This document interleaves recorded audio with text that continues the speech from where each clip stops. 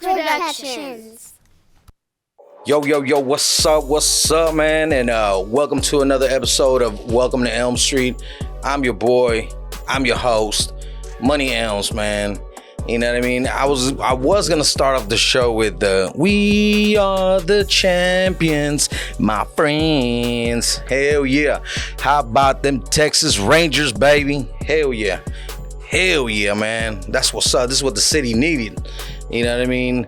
A championship. It didn't matter where it came from, but we got a championship in the city, man. We got another championship team. Congratulations to the Texas Rangers, for pulling it off. If you've been under a rock, I root for Texas Rangers and my LA Dodgers. And if you don't like it, man, I'm sorry about that. You know what I'm saying? You just gonna have to suck one. You know what I'm saying? Because those are my teams, man.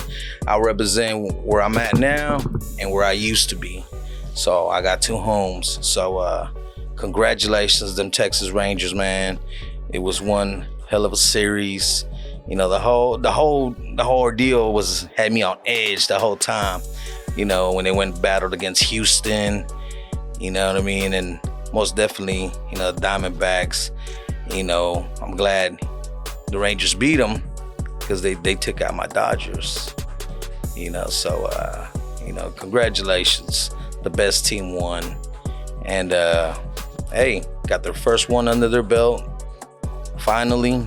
It just took a few years, but hey, they got it. And that's the important thing, man.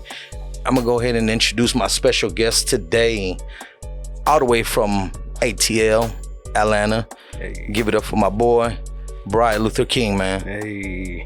What's good? What's going on, man? Happy to be in Dallas. Hey, we're happy to have you here, man. For sure. So you was telling me earlier, man, how was the flight? Man, the flight, Delta tripping lately. Oh, man. 3 hours total delay, man. Come on, man. We ain't got time for that.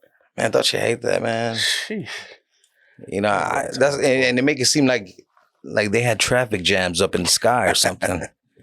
Facts. It's kind of like we have this highway right here. The highway we have right outside, 635. Yeah. Man. Now, you don't want to get stuck on that highway, man. They've been having construction for what it seems like the last 5 years. Crazy. Still waiting for this project to be finished, man. But yeah, that sucks, man. Especially when you try to make it somewhere and you get stuck with them delays, bro. Yeah, it's crazy. Man, I hate that, bro. But it's part of the game. Yeah. That's how it is, man. How's the weather out there in Atlanta? Man, it's definitely getting to that winter weather for sure. Yeah. 20s, well, I would say 30s, 40s. And when I was in Dallas last week, it was cold as hell. So when I came back this week, I'm thinking it was going to be cold. And I come to 85-degree weather, and I'm like, it was just in the 30s like last Monday. So it's crazy, man. Yeah, man. This is Texas for you, man. Yeah. 1 minute it's 100 degrees. The next minute is a blizzard outside. But hey, you just never know when you get here in Texas, man. Yeah. Yeah, man. But yeah, man, you're a sports fan, right? Yeah, for sure. Hey, you know who I see that if he stops that bullshit, I think he'll be great, dude, is Morant. John Morant, yeah. I agree. He has a lot of fucking potential, bro. A lot of potential. With dude, I guess I don't understand why he's trying to go the route that he's trying to go to. Personally, me, if I make it, you know what I'm saying? Yeah. I ain't fuck all the dumb shit. Yeah. You know what I'm saying? Leave that shit for the birds. I'm trying to get to that bag. Nah, straight up. You know what I mean? And, and fuck everything else that's trying to get in the way of me trying to get that bag too, Yeah, facts. It's just, distractions. Them distractions are out there. And, I don't know who's in his ear, but he needs some mentors, you know what I mean? Yeah. Leading them down the right direction. Yeah. Because, you got all that money, bro, and you're going to blow it on some bull. Man, I that's one thing I don't understand. Facts. All these people that make it, you get to a certain level, and supposedly, that's what everybody that's in the industry, that's what they're striving for, to get up there and stay up there. Facts. You know, why get up there and then get that shit snatched away from me? Yeah. And then in hindsight, like, I feel like if this was 20 years ago, before social media, we wouldn't have seen what Ja Morant was doing. It's like, just if we think about like Dennis Rodman, right? Back in the 90s. If there was social media back then, man, we probably would have seen some more crazier stuff than what we heard. I'm trying to tell you, man. You know? And then the stuff that we heard about is just because the stuff that leaked out and you know, and stuff like that. But yeah, no, I'm with you on that all the way. They would have been in trouble back then. Everybody's a paparazzi nowadays. You know, they're willing to take their shot. Pop, pop. You know what I'm saying? So yeah, that's real. You know, ever since the cell phone came into play, it changed everything. Yeah. And things still changing now. You know, but definitely don't want to mess up the bag though. So I guess there was this food critic that was out there in ATL, and I guess started bashing the restaurants out there. What was his name? You said Keith Lee. Yeah. Keith Lee, and so I guess homeboy caught a bunch of backlash from it. You know, as I guess the city went in on him. I guess talking bad about Atlanta. Did you get to catch anything of that? I heard about it. Yeah, definitely heard about it out in Atlanta. I'm not sure exactly what spot he went to, but definitely seemed like it blew up on social media. Yeah, for sure. I would be curious to know where he went.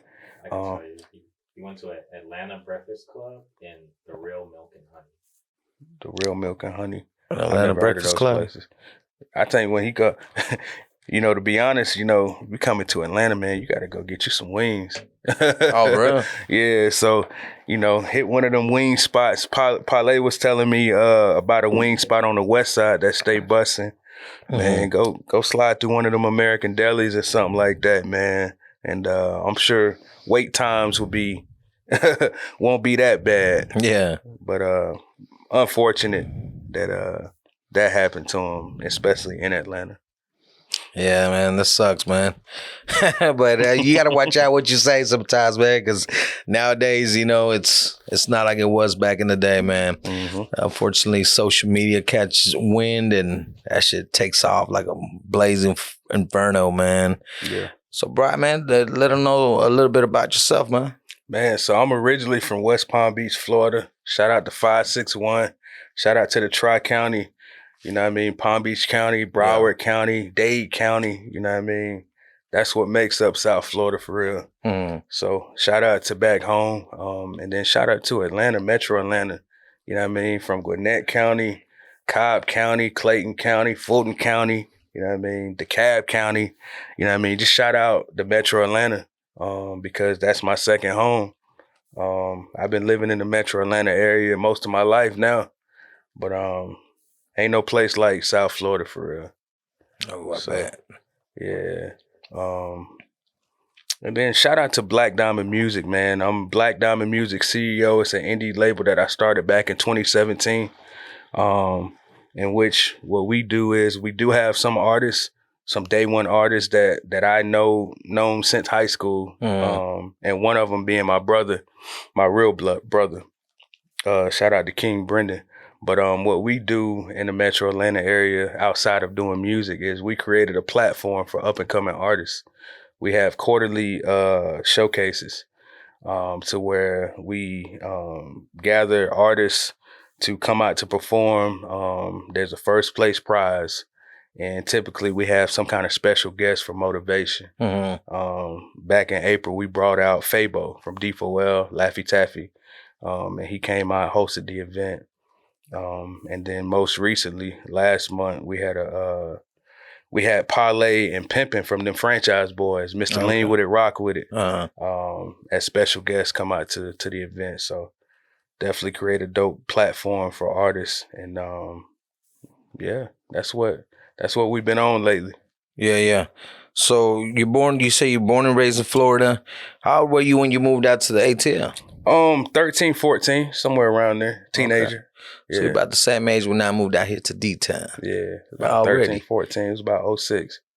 So what was the move about? Just change the scenery, or? So, of course, at that age, living with parents, Yeah.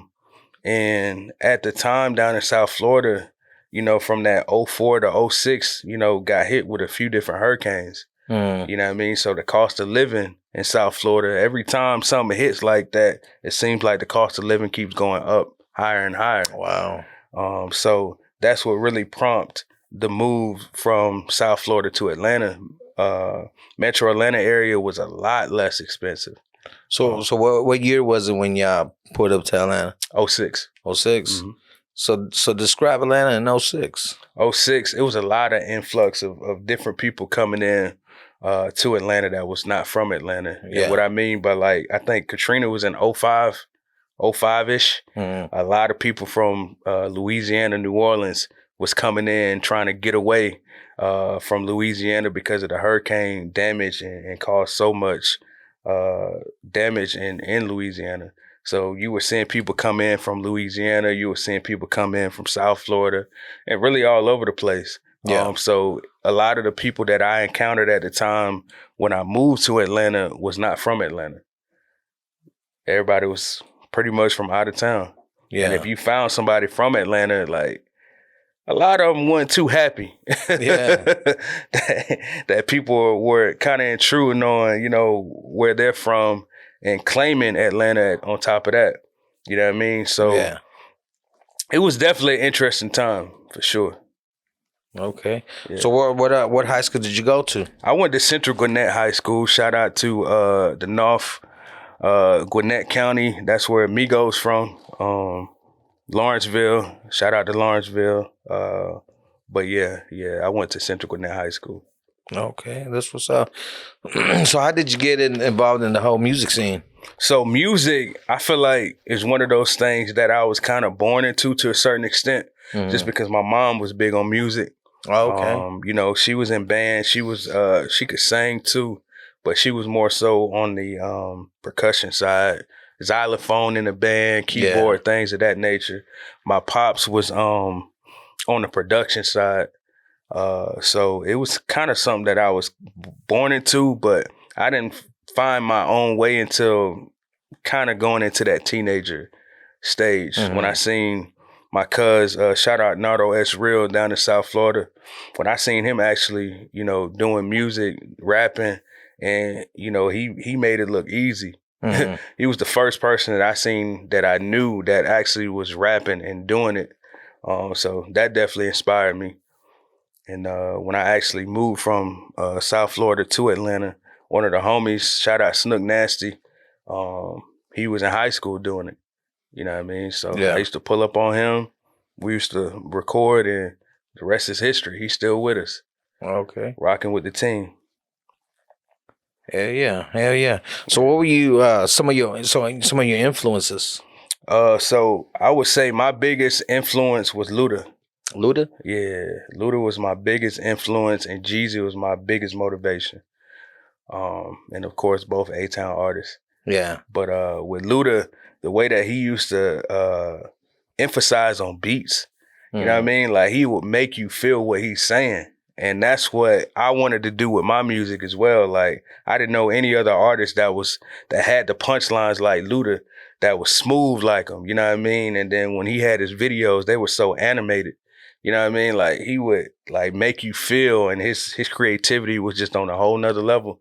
Kind of remind you of like Misty to a certain extent. And then with Jeezy, growing up, I was in a couple of his videos in Atlanta. Oh, no doubt. Yeah, I was in Put On when I was a teenager, and I was in My President Is Black. I mean, how did that come about? So when I was in high school, I signed on with a talent agency to do modeling and also acting. So we got signed, me and my brother, we got signed to this agency, and the first thing they got us in was the Put On video, first paid gig. And during that whole experience, it was pretty dope to see how everything comes about, because back then artists had big budgets. I mean, dropping like bags, 100,000, 200,000 on a video, you know what I mean? Yeah. So when I seen that was something that motivated me. When I seen Jeezy standing there and like that feeling I'm sure he had, like I'm the man type shit. So that's something that motivated me, and the way that he moved just in general, like definitely a big motivation for sure. Okay. So what was the first project that you could say that it was your first solo project, or I don't know if it was a single, and how did it make you feel? Early on when I listened back, like my first project, I would say that I felt like I was accomplished, like I've accomplished something. Wasn't really my early on singles, which at the time when I recorded them, I thought, hey, that's the one. But when I look back on it, my first solid project as a collective was a project I did called Genius. Just from beginning to end, it was something solid. And when I listen to it today, I still feel like it could possibly do something in today's era, even though it's probably 7, 8, 9 years old. Yeah. But that was, when it came down to the mixing and the mastering, like quality, the whole nine, that would probably be the first one. I'm like, yeah, that's it. Yeah. So you was satisfied with the end result and the sound. And that was a mixtape. That was a mixtape. Okay. And I think Snook Nasty produced that whole project, if I'm not mistaken. Yeah. So yeah. I can definitely still rock with that. Okay, that's what's up, man. So have you gotten to work with any major artists out there in Atlanta? Yeah, for sure. Tapped in with Fabo. Shout out Fabo, D4L. Tapped in with Schoolie. I'm not sure if you familiar with Schoolie? Nah. Okay. Schoolie is a dope artist. He was with Rich Kids. And he signed to 2 Chainz, if I'm not mistaken. But he been doing this shit for a long time. Back when I was in high school. I tapped in with Cap. Shout out Cap G. We got a few songs together. But shout out Cap. Parlay from them Franchise Boys. Yeah. My single before last was with him. Not Today, out now. And I tapped in with Project Pat like a few years. No, it's probably been about 5, 6 years ago. Yeah. And we got a single together. So what would you say that your sound or your style kind of sounds like? Because I checked out some of your songs, and it's not really that like you could say that trap Atlanta sound. Yeah. You know what I'm saying? So did you try to go a different route with it, or? Absolutely. I consider my music is versatile. The reason being is I don't want to go down the same avenue as everybody else. Yeah. I want to do something a little bit different. And I also don't want to put myself in a box to say that I just do hip hop or you just do R&B. Like I do a little bit of everything. I like to dab in a lot of different things and sometimes even step out of my comfort zone. Yeah. But I definitely, when it comes to hip hop, a lot of these up and coming artists want to be gangster rappers, and they not even living that life. You know what I mean? So I've never considered myself gangster rap. I just like the creativity, and the person that inspired me being versatile would be Drake. For sure. All right, that's what's up. Hell yeah. So, I mean, I definitely got to agree with you on that. Drake has definitely got that versatile style. Yeah. But I noticed that on a lot of the tracks, that's actually you singing, right? Yeah. Okay, so how did you come across that side of the music scene? Just really trying things out. Yeah. Honestly, like it's just something about going into the booth and having a mic right in front of you and just trying it. You know what I mean? Because it don't hurt to try, and you'll really surprise yourself when you really put in that effort. So it was just one of those things where like, yo, let me try this. And a lot of times when I hear a beat that I like, I don't just go in the booth and just write a hook or do a hook or whatever. Like I try sometimes 4 or 5 different hooks, and I'll play them back and see which one was the best. and then build on top of that. So it's really just the creativity portion of it, and stepping out of the comfort zone. Yeah. Yeah, experimenting for sure. Yeah. That's definitely because you got to try different stuff. Yeah. Everybody out there doing this, same old stuff. Same shit. You get tired of it. Facts. They were just talking about it not too long ago. I stumbled across this interview, and they were talking about why that new what is it, the Afro beats, how it's just been taking over and it's just become so popular.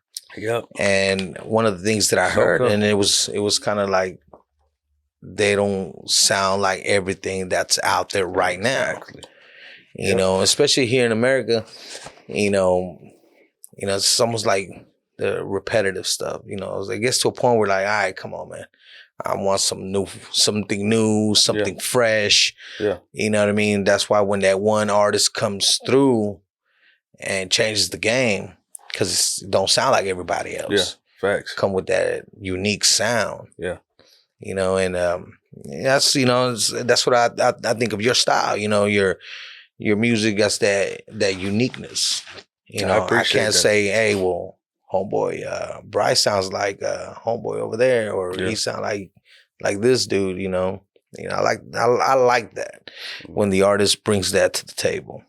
Nah, that's real. Change it up, bring something new, and you're just not imitating somebody else's style. Yeah, everybody talking about popping perks, popping mollies, drinking lean. Yeah. Selling bricks. I don't talk about none of that because that ain't what I do. Yeah. You know what I mean? Just try to keep it real, keep it as real as possible, and not try to do what everybody else do, like you just said, for sure. Mm-hmm. So you got what single you got out right now that's popping? Skip to the Loot. That's my latest single. It actually just dropped last week. Mm-hmm. And I got some good things in store, got some really good feedback. How'd you get inspired by the song? It was funny because I just heard the beat and I was like, you got the nursery rhyme, right? Skip to the Loot. To the Lou. And I was like, you know what? Skip to the Loot.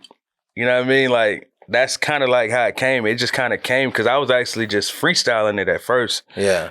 Sometimes I just like to have Pro Tools up, hit the record button, and just try different things. And that's what stuck. And I was like, you know what? I'm going to keep the My Darling part. And so far, when people hear it, people's like, yo, this is so catchy. And somebody texted me actually early today when I was headed out here that, yo, that shit was genius. Yeah. I was like, man, it just stuck. It sounded like the perfect thing to say. And then when I come into the verse, I'm like, give me the loot. Yeah. I'm feeling like Biggie. Yeah. You know what I mean? So it's like, that's exactly what caught my attention. It's like, okay, I could skip to the loot. Facts. Got to get to that money. Got to get to that bag. Facts. Shit. Don't matter if you're skipping, running, walking. Don't matter. So that's dope. I like the concept. And so you got a music video out for it yet? Nah, I don't have it out. It's actually something that I'm working on right now. I just did a live performance, a tape performance for it. Shout out my boy BCP Brandon. He shoot all my music videos. But he has a platform called Full Circle Now. Yeah. And they do like live performances, and we just taped it last week, so that's gonna be dropping soon for that single. And then I'm doing a mic drop that I got lined up in about a week and a half. But definitely looking at shooting a video for it, and I need it to be A1. And I actually need to come up with a whole dance for it. Yeah. For real. You was just telling me you was in Vegas recently, right? I was in LA recently. Okay. Not too long ago, a couple months back. Yeah, I was in LA. Man, I be everywhere. Indianapolis, like a couple weeks ago. I just be moving around. How was the BET Awards? I think it was dope, man. It was really dope to see a lot of the behind the scenes, the rehearsals. and really see legends come together for the 50 years of hip hop. Oh yeah. You know what I mean? Really seeing how that came together.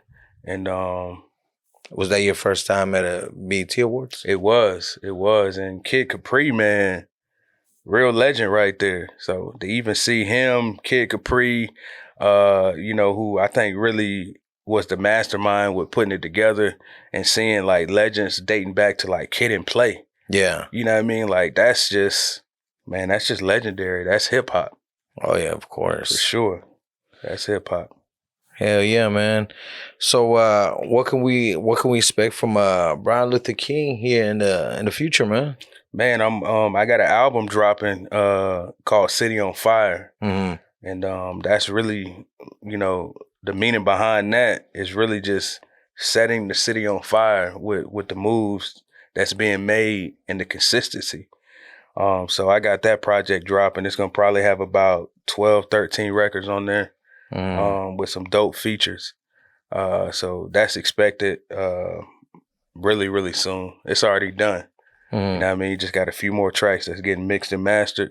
And then I'll put a date on it for sure. So that's on the way. Oh yeah, for sure. Well, we're gonna keep our ears to the streets, man. So see when it drops, so we can check it out, man. Yeah, for sure. And then hey, it was crazy that speaking of crazy, just the other day I heard what's his name is trying to bring something about either he's trying to bring it back or he's trying to buy Versus. Really? Justin. You say Justin? Justin Timberlake. Oh shoot, that's crazy. I know he's real close to Timberland. Yeah, and it's crazy because I guess not too long ago somebody asked him a question about, because I guess Britney Spears came out with a book. And she came out and she's in the book, she's talking about Cry Me a River. and I guess Justin Timberlake's first response to that was like, man, she's crazy, man. You know what I mean? So that's funny. So it's crazy because he got a bunch of backlash from it. Yeah. A bunch of Britney fans came out and, bashing him, I guess. I guess the whole mental illness, it's real type.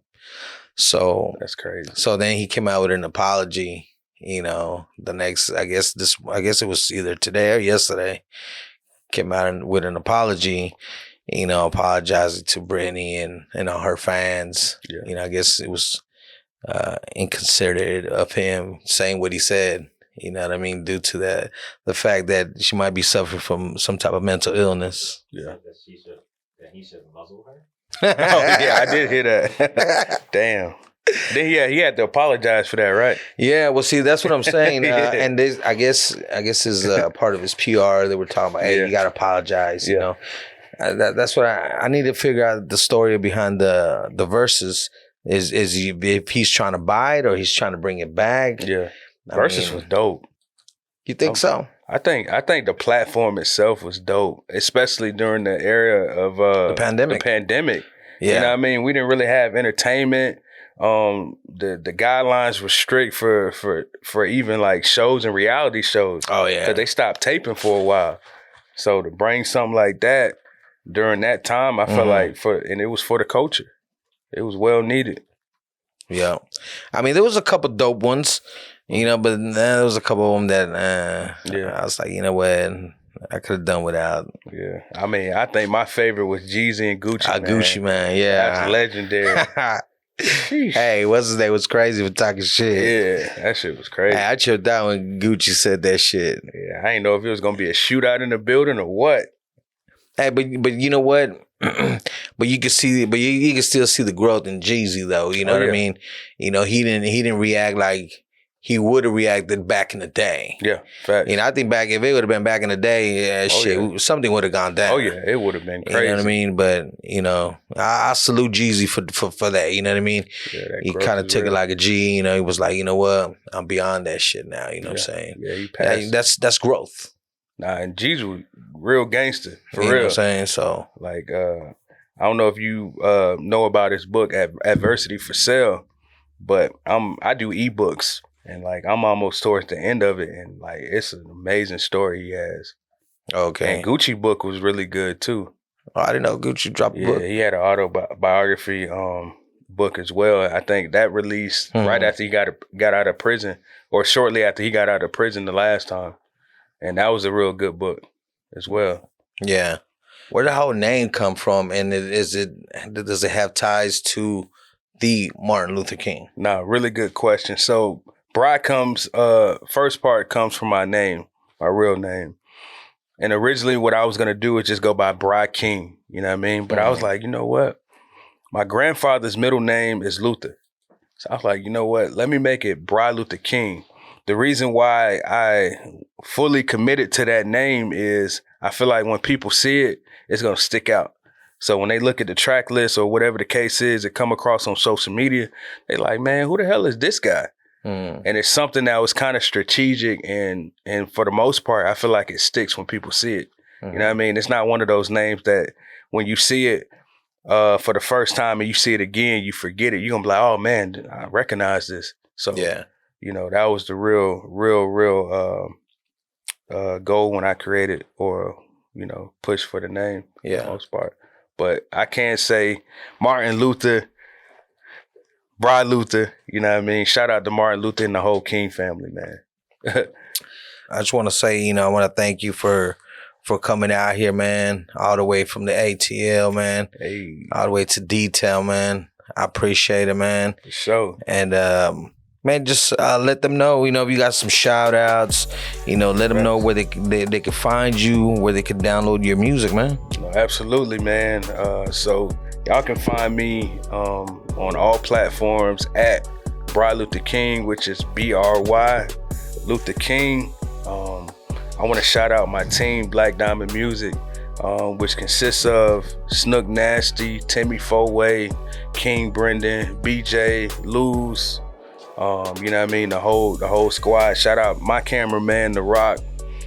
Shout out DJ Smooth, Razor Ramon.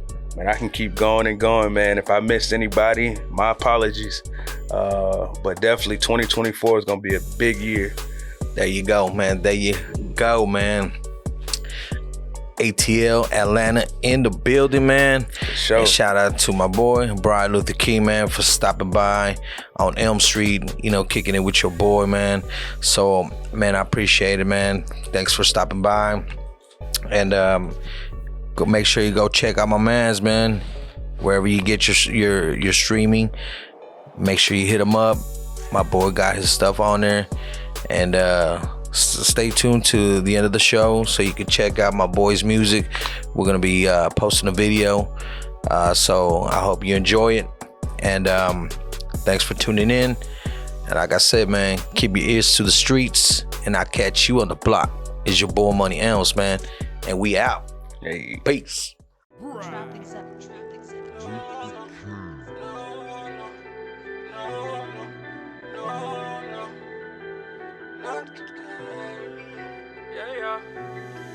You don't wanna smoke with me? No, not really. No, you can't smoke a drink with me. You don't wanna cause a scene, got the whole team with me. You don't wanna smoke with me? No, not really. No, you can't smoke a drink with me. You don't wanna cause a scene, got the whole team with me. Let go. Come at me, you fucking playing in your dreams. Ain't no waking up, about to kill you in your sleep. Grim Reaper flow, a stone cold killer. Creep up on you, damn right, I'm gon' get you. Can't deny me, I swear I'm the GOAT. Try to deny me, well I hope you fucking choke. My persona is immaculate. You fucking fake on some rapper shit. Oh, so predictable. You motherfucker so predictable. Every move you bout to make, every shot you bout to take, I swear it's so predictable. You don't wanna smoke with me? No, not really. No, you can't smoke a drink with me. You don't wanna cause a scene, got the whole team with me. You don't wanna smoke with me? No, not really. No, you can't smoke a drink with me. You don't wanna cause a scene. Got the whole team with me. You don't wanna fuck with me? Got some niggas turn your ass to cap the hook if you're thinking about touching me. I told my twins stay ready, I pay them boys a clutching fee. Them niggas like how I'm shining, I thought that boy was mugging me. I stay ready like cook crack. Trip on lookout, so I ain't gotta look back. Okay, I bet you can't tell me what's in this book bag. What's that? Ain't nothing you can tell me, I really took bags. Niggas say he won't smoke, I told him fire up a spliff. Puerto Rico ready ski, buy him a trip. I swear them boy gon' do his at the roadway. And we know you niggas ain't sliding like it fur base. You don't wanna smoke with me? No, not really. No, you can't smoke a drink with me. You don't wanna cause a scene. Got the whole team with me. You don't wanna smoke with me? No, not really. No, you can't smoke a drink with me. You don't wanna cause a scene. Got the whole team with me. Let go. You don't wanna smoke. You don't wanna smoke. You don't wanna smoke. You don't wanna smoke with me. You don't wanna smoke. You don't wanna smoke. You don't wanna smoke. You don't wanna smoke. You don't wanna smoke with me. You don't wanna smoke.